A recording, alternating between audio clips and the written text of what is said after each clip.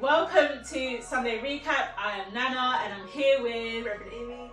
And we are in our second week of Lent in our Wilderness Living series. Yeah. So, Reverend Amy, would you like to give us a 3-minute summary of the sermon that you preached yesterday? Yeah, so on Sunday we were looking at the second part of our look into the second half of the book of Exodus. We picked the story up in Exodus chapter 17. The people are still in the desert. They have run into a new problem. So God, as we saw last week, is providing manna from heaven and quail for them to eat, but they've landed now at a place where there is no water. And so the people come complaining to Moses, kind of saying the same crazy talk we heard in chapter 16, like, why didn't God just let us die in Egypt rather than bring us out to die in the desert? And Moses goes to God and prays and hears from the Lord some clear instructions. God says to Moses, go take the staff which I gave you, the staff which you've been carrying since the early days of Exodus that signified God's authority. Go and take that staff and gather the people together and strike the rock, and water will flow from it. And Moses does that. He gathers people, he hits the rock, water flows, the people drink. Anyway, the story continues, and the Israelites show themselves to be the same people, because as they go further into the wilderness, again they find themselves without water. And we picked up the story in Numbers chapter 20, where a kind of similar sequence of events happens. You see, the people have no water to drink, and they again talk with their crazy talk. Why didn't God leave us in Egypt? Like, did he just bring us here to die? They've forgotten the provision of manna, they've forgotten the provision of quail, they forgot how God helped Moses bring forth water from the rocks. They just come complaining. And so Moses again seeks the Lord. He takes his brother Aaron this time with him. They fall down on their face to worship, and they really ask God, what should we do? In both circumstances, the people are complaining with such ferocity that actually Moses says, I'm worried they're going to stone me. So this isn't like a gentle complaining situation. This is full-on riot mode being activated. And this time God gives Moses some different instructions. God says, again, take the staff, but this time speak to the rock.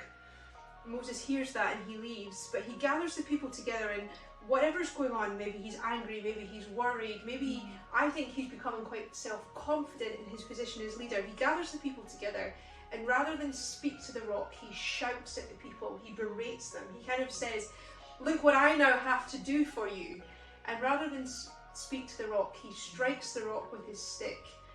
Water comes from the rock, the people's need is met, but God has judgment on Moses. God says to Moses, you didn't do what I said. My glory was not shown in the way I wanted it to be. And Moses, you will no longer lead my people into the promised land. Default settings. Now, as leaders, leaders are always held to a higher standard, right? Because they have more responsibility. And so, Moses, we're told that he's a meek man at the beginning of Exodus, but at the same time, he seems to have some frustration issues, some anger issues, which get in the way of his leadership. So talk to us a little bit about, I suppose, being a leader, or if you're in a position of leadership, and how your temperaments can either support your leadership or be a demise to your leadership. Yeah, gosh, I think there's something about, as leaders, it's something just, as Christians or just as human beings, when things are difficult, what comes out? The Israelites are people that like to complain. They always look back with rose-tinted glasses. They're kind of angry. They've kind of got short memories. Things you say, Moses in the early chapters of Exodus ends up killing an Egyptian because he responds rashly. He kind of runs into the desert, has the encounter by the burning bush, and then we see quite a different Moses come back, kind of Moses that's maybe been humbled, Moses who's a bit anxious about how he speaks in public, Moses who almost feels overwhelmed by the task that God has given him. But this amazing kind of leader who, is brave, who goes to Pharaoh, who leads the people out of the wilderness, who in, Exodus chapter 16 and 17 follows God's instructions in a way that is clear, but by the time we get to the second story we looked at, he's gone left. Like, maybe it's frustration, maybe it's burnout, maybe it's tiredness, maybe it's a sense of his own self-importance. So maybe there's a challenge within those of us in positions of leadership around, you know, making sure we are in a good place with God, making sure we're doing some of those basics, maybe around some of the holy habit stuff we were talking about, spending time in the Word, spending time fasting, spending time resting. How many leaders are pushed beyond the best version of themselves because they're just exhausted or they're overburdened? And I think in this story there is something of that going on. Moses, you know, how much longer does he have to contend for these people? Like, why are they still questioning God? And why are they, I don't know, maybe sometimes when we feel challenged or undermined, we then take it out on someone. And I think that's a little bit of how Moses responds. Like, what do you expect? Look what I'm now going to do for you. He wasn't going to do anything. It was God who was going to do the miraculous. But do you know what I mean? That kind of like self-righteousy thing. But I also think for all of us, like leaders or not, because we all have a default setting. When we're under pressure, what do we turn to? You know, the number of people who during maybe the last 2 years, you know, a rise in kind of alcohol dependency, a rise perhaps in like bad routines around fitness or healthy eating and comfort eating. Maybe we're people who are quick to complain, like the Israelites. Maybe we're people that when we're under pressure just like to blame other people. So these are like different defaults. And so my kind of question is, I don't know, Nana, I'm not asking you like what is your default setting, but actually we all have one. And it's, I guess, being self-aware to know when I'm not in a good place, is it anger that comes out? Is it blaming that comes out? Is it complaining? Is it, do I treat myself badly? Like, do you know what I mean? We all have a default setting. I think there's an interesting contrast between what comes out of the Israelites and what comes out of Moses as well. And I think thinking about Moses in the early chapters, especially when, you know, he killed the Egyptian out of, you know, a feeling of injustice, and so it was almost like he was well intentioned, but it came out in the wrong way. And so sometimes we may be well intentioned, but depending on the type of pressure that we're under, it can come out in a way that's, you know, that's not beneficial to ourselves or to other people. And so that was just something that kind of was highlighted to me. And what came out of the Israelites was, again, during, I mean, we're talking about wilderness living, and we're in a place where it's, I suppose, we're out of our comfort zones, and we're not around the familiar. And so what comes out when we're not in our comfort zones, when we're out of the familiar, when our dependency on God increases, when we're in a period of uncertainty, you know, all these kind of things that we're currently experiencing now, you know, it's a very good question to ask, what is it that kind of comes out? So, and I think just what you're saying around in the uncertainty, in the unfamiliar, out of the comfort zone, what are we turning to? Like, what is the default setting? Are we complainers? Are we angry? Are we confused? It's something quite interesting with the Israelites where they just look back so positively on their time in slavery. Oh, we had those meat pots, and they were living under oppression. Like the first few chapters of Exodus are the Israelites crying out saying, God has abandoned us, like this is awful. Like, but it's interesting when they then find themselves in a lack of comfort in an unknown setting. It's almost like a better the devil we know type vibe, rather than. And actually, how many of us, you know, in the last 2 years have been like, oh, it used to be so much better back then. Actually, yes, a lot of things were better, but it wasn't this utopian experience.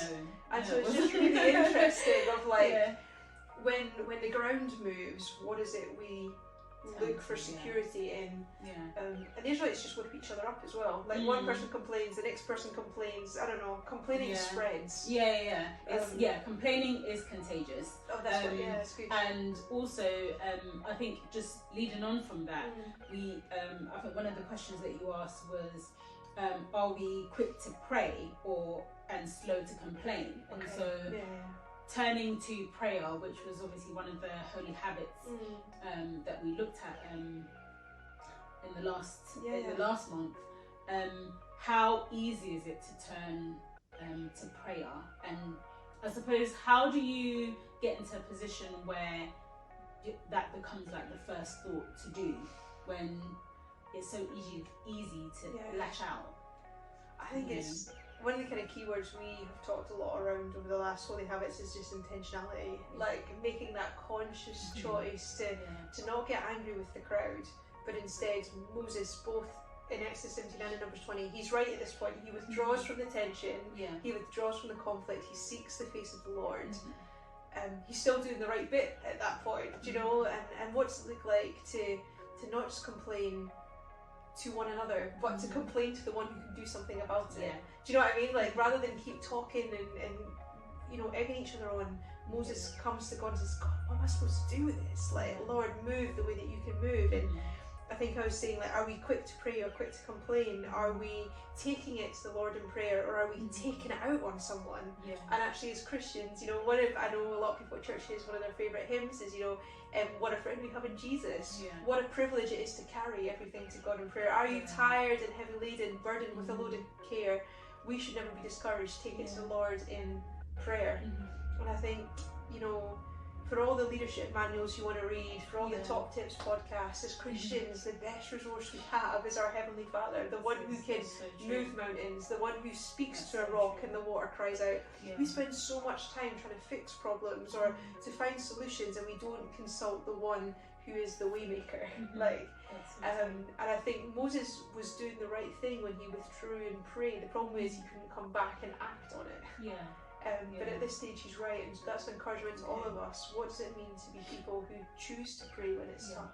I want to ask you about the gifts. So Moses was given a staff which he spoke about represented the authority that God had given to him to lead people. And you know, he ended up misusing that privilege or that gift that he had. So what does it look like, I suppose, in our day and age to maybe misuse our gifts or the things that God has given to us to either help people, to lead people? What does that kind of look like in a modern setting? That's a good question, because I think Moses doesn't lose the right to lead God's people because he hits a rock.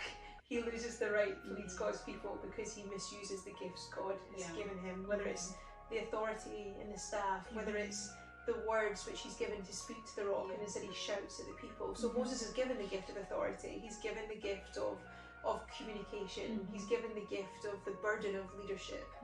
And all three he misuses because the anger or self-justification takes in. Where we fall into the trap of doing that is, like, I believe that every one of us is given gifts by God to reflect his glory, but also to build up his church. Some of us maybe struggle with the idea that we're gifted, and that's maybe the initial conversation about wrestling through with people around, okay, so what are my gifts? And then the next question is, so how do I use them for God's glory? Some of us know what our gifts are and are using them for God's glory. I think a lot of us maybe know what our talents are, but maybe don't know yet how to use them for the kingdom. You know, we know lots of people who are really gifted, and actually the challenge as Christians is to think, okay, if God's given me these talents or these gifts, what does he want me to do with them? How do I point glory to God, encourage his church, and reach people who don't know Jesus yet through these talents? You know, how can I serve? A lot of what I see is really talented people building their own reputation, their own bank balances, their own empires. Completely. Whereas actually God has given us these talents, yes, to get ahead in the world, but also to reflect his glory and to build his kingdom. And there's something, and I think it's deeply challenging for all of us around who are we serving, whose kingdom are we growing, who are we pointing to? Now that doesn't mean that you can't use your talents to do other things, but it's a conversation for us all to be having. Like, what does it mean to use the gift? If your gift is administration, please come and volunteer at St. Luke's Church. But if that's your gift, how do you use it not just to excel in your job, but to help the ministries of the church? If your gift is in music making, singing, playing, fantastic, have a great time, but also how do you use that to grow the church? A lot of us have the gift of encouragement. We're really good at being that friend that's there for people, but what does it mean to be an encourager in the ministry of the church? Do you see what I mean? So not just using your talents to get by, but to also be intrinsically part of who you are, but also who God has made you to be, to equip and strengthen His church. Right. Yeah. Does that make sense? Yeah. 100%. And just I suppose going into our third week of the Lent series, I would really encourage you to watch the sermon back. Watch the sermon back, and leave your comments and takeaways in the comments section. We love to read them. It's been a really challenging last 2 weeks. Yeah. Really challenging, but that's what wilderness living is about. It's about stretching our capacity and getting closer to God, even through uncertainty, difficulties, and transition. So thank you very much, Rev Amy, for that. If you are plugged into our social media platforms, we are on Instagram, Facebook, and of course here on YouTube. Sunday recap will be available on Instagram. Just have a feast.